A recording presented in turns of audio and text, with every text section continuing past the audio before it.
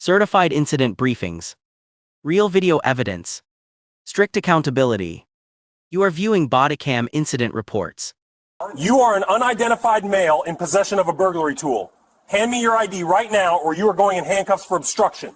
It is a Phillips head screwdriver. I am standing on my own front porch. I am not showing you my ID. At 2:30 p.m. on a blistering Saturday afternoon, the affluent community of Oak Ridge Estates was dead quiet. The relentless sun baked the perfectly manicured lawns, the long, winding driveways, and the silent brick facades of $3 million homes. It was a neighborhood where landscaping crews usually disappeared by noon, leaving the wide streets entirely empty. Paul Long appreciated the absolute stillness. 6 days a week, he existed in a world of constant noise, political maneuvering, and high-stakes municipal crises. 6 days a week, he wore a tailored navy suit, sat at the head of a massive mahogany conference table in City Hall, and managed a billion-dollar municipal budget. Paul was the city manager. He was the chief executive who negotiated police union contracts, allocated departmental funding, and personally signed off on the city's liability insurance payouts. But on this Saturday, Paul was completely stripped of his executive authority. He was just a 52-year-old man who had finally closed on his dream home at 402 Elmwood Drive 3 days prior, and he wanted the simple, quiet satisfaction of changing his own front door lock. He looked exactly like a day laborer hired to prep a vacant property. Paul wore a faded, sweat-stained gray t-shirt that clung to his broad shoulders, heavy canvas work pants speckled with fresh white primer, and scuffed boots. A yellow tape measure was clipped to his belt. He sat on the shaded brick porch, fully absorbed in aligning the strike plate of the heavy oak door. Before we continue, hit the like and subscribe if you believe in real accountability, and let me know in the comments. What city are you watching from today? Resting on the pristine welcome mat next to his knee were the undeniable artifacts of legal ownership. A brightly colored cardboard box for a high-end Schlage. Smart deadbolt sat open, surrounded by a neat pile of brass screws. Right beside it lay the original set of house keys, still attached to the heavy, branded metal keychain of the city's most exclusive real estate brokerage. Paul wiped the sweat from his forehead with the back of his wrist and picked up his screwdriver. Across the quiet, sunlit street, the heavy silk curtains of the neighboring house shifted slightly. Mrs. Higgins stood in the shadows of her air-conditioned living room, her eyes locked on the large black man in dirty clothes, dismantling the front door of the property she believed was still vacant. She picked up her cordless phone, dialed 911, and stayed by the window to watch. 2 miles away, Officer Brandon Worth was cruising down the shaded avenues of the affluent district, the air conditioning blasting inside his Ford Explorer Interceptor. Worth was 24, with 2 years on the force and a sharply clipped high and tight haircut. He liked patrolling Oak Ridge Estates. The residents were wealthy, compliant, and always grateful for the police presence, but the shifts were undeniably slow. The radio on his dash crackled. Unit 3, Charlie, respond to a possible breaking and entering in progress. 402 Elmwood Drive. Caller states a suspicious male is actively attempting to pry open the front door of a vacant property. Worth's posture straightened. He slapped the button on his center console, activating his red and blue emergency lights, but left the siren off to mask his approach. He accelerated down the street, cutting through the curving residential lanes. He spotted the address. Worth turned sharply into the wide, paved driveway of 402 Elmwood. The Explorer's tires let out a brief, sharp screech before stopping at an angle, effectively blocking the driveway and cutting off any potential escape route to the street. Worth threw the SUV into park and stepped out into the blistering heat. His right hand dropped instinctively to his belt, resting on the retention hood of his holstered sidearm. He looked up at the shaded brick porch. Worth didn't look at the ground. He didn't see the brightly colored Schlage lockbox resting on the welcome mat. He didn't notice the heavy set of brass keys or the meticulous pile of hardware. He only saw exactly what the dispatcher had described: a large black man in dirty, paint-stained clothes holding a screwdriver to the locking mechanism of a $3 million home. Across the street, Mrs. Higgins parted her silk curtains another inch, her eyes glued to the scene unfolding on the porch. "Oak Ridge Police!" Worth barked. His voice was loud, sharp, and aggressive. "Drop the tool and step away from the door. Do it now." Paul Long did not flinch. He did not drop the screwdriver in a panic, nor did he raise his hands in immediate surrender. Moving with a deliberate, unhurried cadence, Paul simply lowered his arm. He leaned down and placed the screwdriver neatly on the welcome mat right beside the cardboard box for the new deadbolt. Paul stood up to his full height. He turned his broad shoulders, crossed his arms over his faded gray t-shirt, and looked down from his porch at the young officer standing in his driveway. He didn't say a word. He just waited. Worth kept his right hand anchored to his holster. He walked up the paved driveway, stopping at the base of the brick steps. "Step off the porch," Worth commanded. "Keep your hands visible and show me your ID." Paul did not uncross his arms. "I live here. I am replacing the lock on my front door." "Dispatch says this property is vacant," Worth countered, his voice rising in volume. "I need to see a state-issued ID right now to verify who you are." "I am on my own property, officer," Paul stated, his voice a steady, measured baritone. "I am not committing a crime, and I am not required to provide you with identification." Worth's jaw tightened. He took one step up onto the bottom brick stair, closing the physical distance. "You are an unidentified male at the scene of a reported break-in," Worth said. "You are in possession of a burglary tool. I am investigating a felony. Step down here immediately and hand me your ID, or you will be placed under arrest for obstruction." Paul glanced down at the welcome mat. The yellow handle of the screwdriver rested inches from the bright cardboard of the new Schlage deadbolt box, and the brass real estate keys. He looked back at the young patrolman. "It is a Phillips head screwdriver," Paul said flatly. "I am standing on my own porch. I am not showing you my ID." Worth drew his handcuffs from his belt with his left hand. "You are refusing to comply with a lawful order," Worth stated, his tone shifting into the rigid cadence of an imminent arrest. "You are actively interfering with an investigation. Turn around and put your hands behind your back." Paul did not argue. He did not point to the lockbox or the keys on the mat.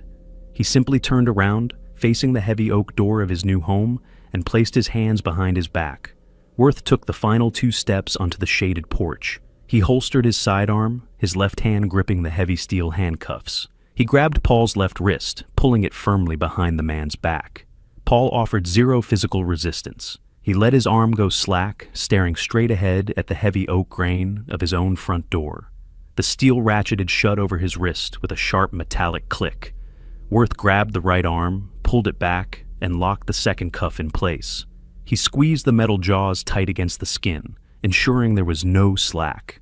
"You are under arrest for attempted burglary and obstruction," Worth stated, projecting his voice for the microphone on his chest. He reached into the back pocket of Paul's canvas work pants and pulled out a worn leather wallet. Worth didn't open it. He simply shoved the wallet into his own cargo pocket for processing at the station. He gripped the short steel chain linking Paul's wrists. "Walk." Worth guided the large man away from the Schlage lockbox resting on the welcome mat, down the brick steps, and onto the sun-baked driveway. Across the street, Mrs. Higgins stood fully visible behind her sheer curtains, watching the Oak Ridge police officer apprehend the intruder. Worth kept his posture rigid, marching the suspect toward the idling explorer. He opened the rear door of the cruiser.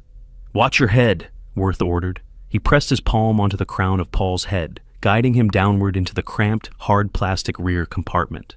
Paul folded his frame into the seat without a word. The heavy door slammed shut. The Ford Explorer pulled into the concrete sally port of the Oak Ridge Police Department. The heavy steel garage door rolled down behind them, sealing the vehicle inside. Worth shifted into park and turned off the engine. He stepped out, opened the rear door, and grabbed the short chain linking the handcuffs. "Out," Worth ordered. Paul stepped out onto the concrete floor. He walked in absolute silence as the young officer guided him through the reinforced metal doors and into the booking area. The intake room was bathed in harsh, buzzing fluorescent light. Behind the raised processing counter sat Desk Sergeant Davis, a heavy-set veteran officer typing methodically on his keyboard. Worth guided Paul to the steel bench bolted to the cinderblock wall. "Sit," Worth commanded. Paul sat down. His posture remained perfectly straight, his cuffed hands resting uncomfortably against his lower back. His paint-stained work pants and faded t-shirt stood out starkly against the sterile, clinical environment of the police station. Worth walked up to the intake counter. He reached into his cargo pocket, pulled out the worn leather wallet he had confiscated on the porch and tossed it onto the scuffed surface. "Got a John Doe for you, Sarge," Worth said, resting his hand casually on his duty belt. "Refused to ID on the scene." Sergeant Davis didn't look up from his monitor. "Charges? Attempted burglary, possession of burglary tools, and obstruction," Worth stated, his voice ringing clearly in the quiet room. "Caught him prying the front door of a vacant property over in the estates. Refused lawful orders and interfered with the investigation."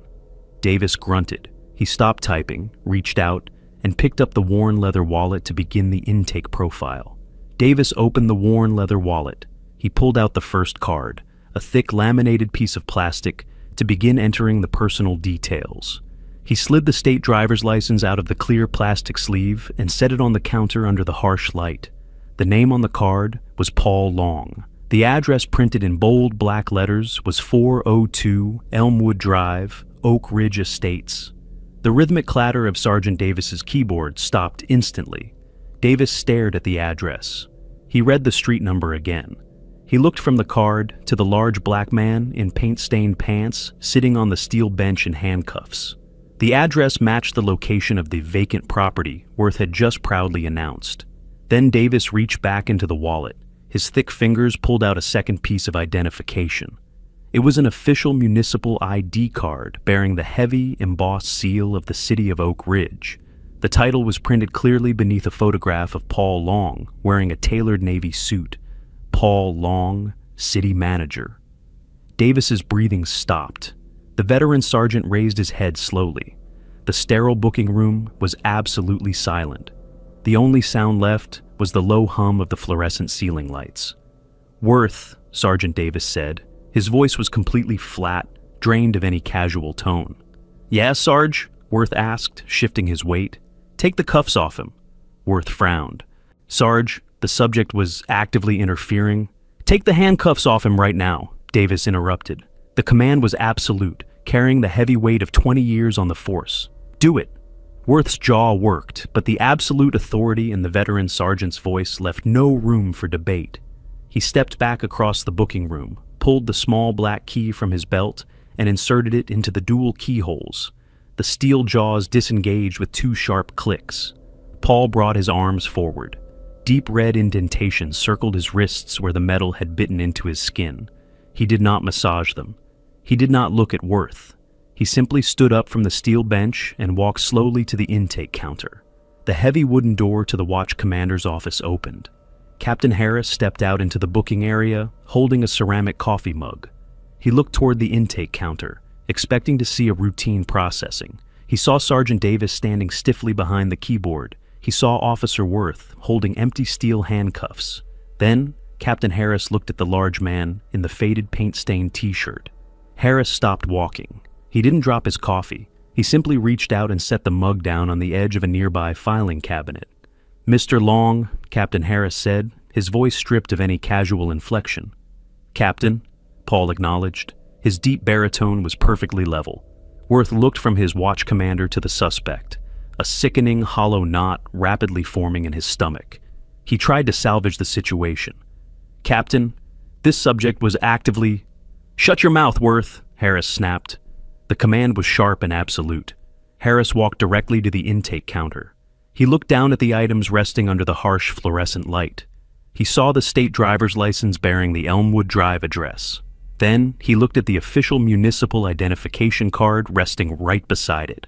He stared at the heavy, embossed gold seal of the city of Oak Ridge. He read the printed text. Paul Long, city manager. Captain Harris closed his eyes for a fraction of a second. The booking room fell into dead silence.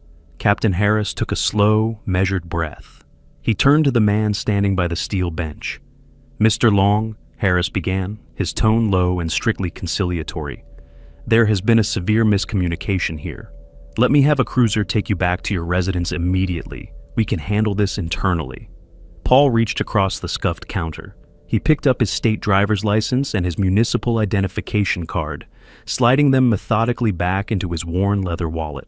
He tucked the wallet into the back pocket of his paint-stained pants. "This is not a miscommunication, Captain," Paul stated. His deep voice carried cleanly across the quiet room.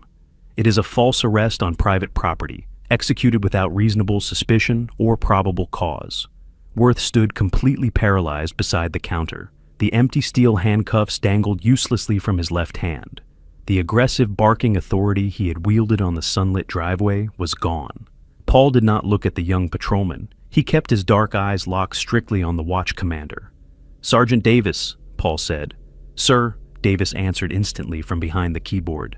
"Initiate an immediate time-stamped preservation order on Officer Worth's Axon body camera, the dash camera of Unit 3 Charlie, and all 911 dispatch audio from the last hour." "Entering it into the system now, sir," Davis replied. Harris pressed his hands flat against the top of the intake counter. "Mr. Long," Harris tried again, choosing his words with extreme care, "the department is prepared to issue a formal apology. We will handle all disciplinary action against the officer." "I am not interested in an apology, Captain," Paul interrupted. The silence that followed Paul Long's interruption was absolute. It pressed against the cinderblock walls of the sterile booking room. It amplified the low, mechanical hum of the fluorescent ceiling fixtures overhead. The faint, rhythmic ticking of the wall clock above the intake desk suddenly sounded like hammer strikes. Captain Harris stood frozen. His hands remained pressed flat against the scuffed, worn surface of the intake counter. He did not attempt to speak again.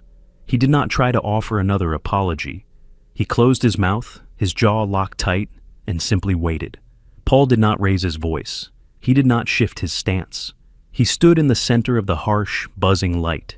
He wore a sweat-stained, faded gray t-shirt.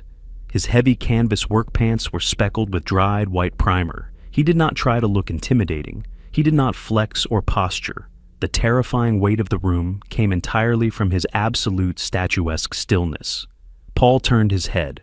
The motion was slow, deliberate, and entirely unhurried. For the first time since the heavy steel handcuffs had been ratcheted onto his wrists on his own front porch, he looked directly at Officer Brandon Worth. Worth was completely paralyzed. The empty handcuffs still dangled from his left hand.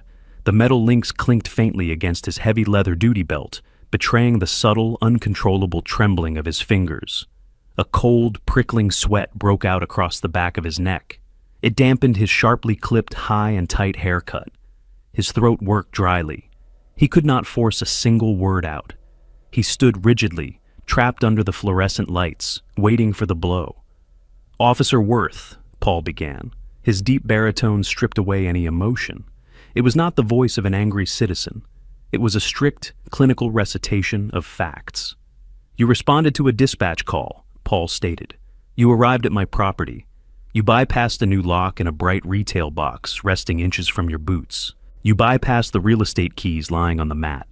Sergeant Davis, sitting quietly behind the raised intake desk, slowly moved his hands away from his keyboard. He placed his palms flat on his thighs. He stared straight ahead at the blank cinderblock wall. He did not want to make a single sound. He did not want to draw the city manager's gaze. "You issued a command," Paul continued, his dark eyes locked onto the pale face of the young officer. "I informed you I was on my own property. I informed you I was not required to provide identification without suspicion of a crime. You perceived the law as an insult to your ego." Paul raised his left wrist. He held it up in the harsh light. The deep, angry red indentations from the over-tightened steel cuffs were highly visible against his dark skin. He held his arm there for 3 full seconds. He let the visual evidence of the battery burn into the silence of the room. "You escalated a consensual encounter into a physical arrest," Paul said. His voice dropped into a register of pure ice. "You committed a battery. You executed a false arrest on my front porch. And you did it while your body camera recorded every single violation." Paul lowered his arm. The heavy silence rushed back in. He shifted his gaze away from the trembling patrolman. He looked back at the watch commander. "Captain Harris," Paul said. The cadence shifted. It was no longer a man addressing his captor. It was an executive addressing a subordinate. "This will become a federal civil rights case." Captain Harris swallowed heavily. He gave a single tight nod. He did not argue. "This is not a matter of an internal reprimand," Paul continued, his voice perfectly level, his words striking like cold steel. "This is a massive, perfectly documented liability. The taxpayers of this city do not pay $3 million for a home to be physically assaulted on their own front porch by a public servant. Paul took a half step closer to the intake counter. A civil rights lawsuit of this magnitude is a multi-million-dollar liability for the city of Oak Ridge. Worth looked down at the scuffed linoleum floor. He felt the heavy weight of his silver badge. He felt the dense weight of his sidearm. He felt the dark fabric of his uniform pulling him down. Paul reached into his back pocket. The movement was slow. He pulled out his worn leather wallet. He extracted the official municipal identification card. He laid it flat on the scuffed surface of the intake counter, right next to Captain Harris's hand. The heavy embossed gold seal caught the harsh overhead light. "I am not going to sue the police department, Captain," Paul stated. The words were quiet.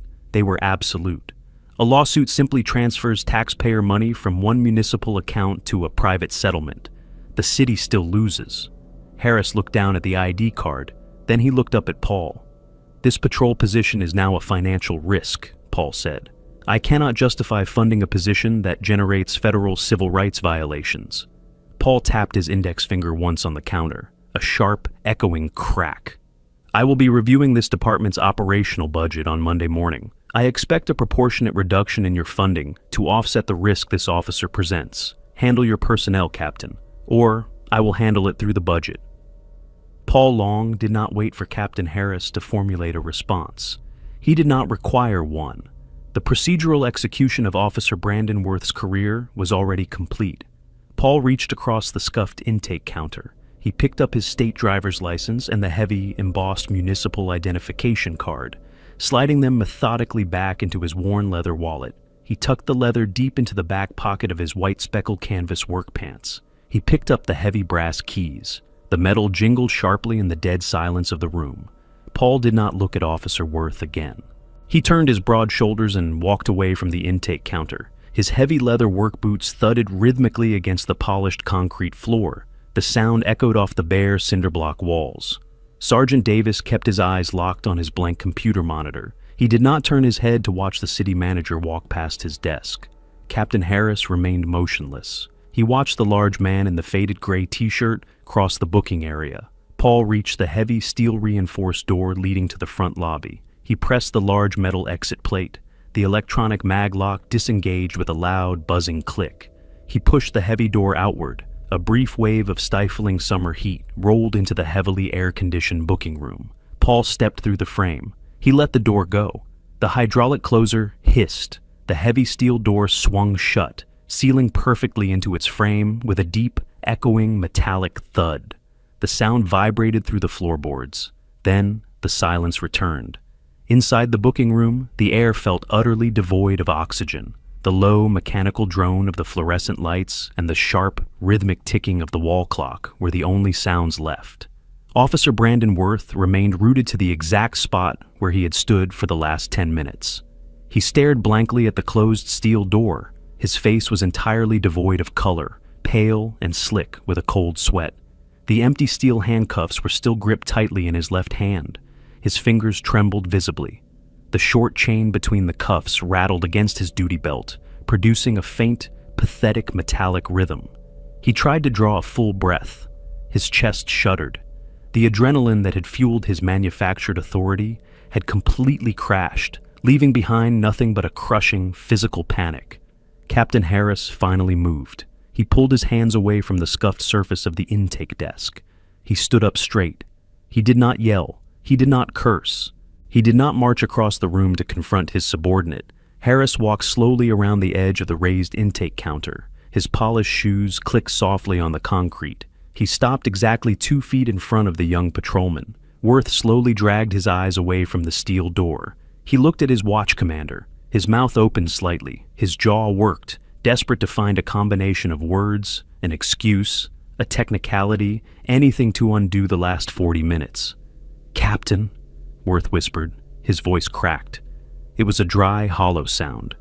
"I thought he was—" "Stop," Harris said. The word was perfectly flat.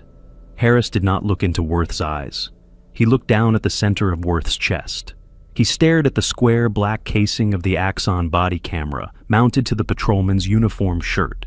The small LED ring around the lens was still glowing solid red. It was still actively recording. It had captured the blatant civil rights violations, the false arrest, the battery, and the promise of a ruthless financial audit. Sergeant Davis had already entered the preservation order into the system. It was a permanent, indestructible record. Harris looked back up. He met Worth's terrified eyes. "Sergeant Davis," Harris said, not breaking eye contact with the patrolman.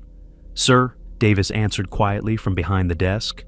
"Take Officer Worth's login credentials out of the system. Lock his MDT access. Lock his key card." "Yes, sir." The rapid, quiet clatter of the keyboard resumed in the background. Worth's breathing hitched. The trembling in his hands worsened. He looked down at the empty handcuffs he was still holding. "Place the cuffs on the desk, Worth," Harris ordered. The tone was devoid of any heat or anger. It was purely transactional.